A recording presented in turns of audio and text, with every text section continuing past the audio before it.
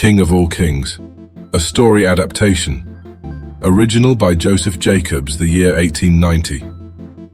A young man once went looking for a job. He had little luck at the job fair. But finally, at his last interview, he got hired. It was as a personal assistant. The next day, he met his boss, a funny-looking old gentleman. He told him that the first thing to do was to learn the names of all the things in the house. He said to him, "What will you call me?" "Sir or Mr. or whatever you please, sir," he replied.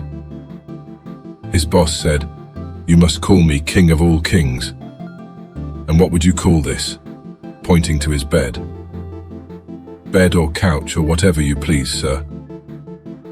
"No, that's my barnacle." "And what do you call these?" said he, pointing to his pants. "Breeches or trousers or whatever you please, sir." "You must call them squibs and crackers."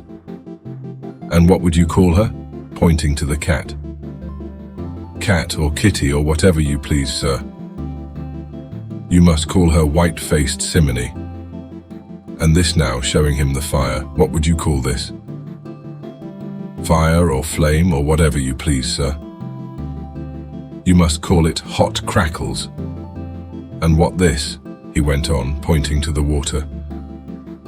"Water or liquid or whatever you please, sir." "No, Pondalorum is its name." "And what do you call all this?" asked he, as he pointed to the house.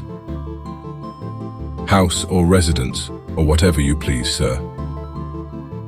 "You must call it High Topper Mountain." That very night, the young man woke up his boss in a fright and said, "King of all kings, get out of your barnacle and put on your squibs and crackers. For white-faced simony has got a spark of hot crackles on its tail.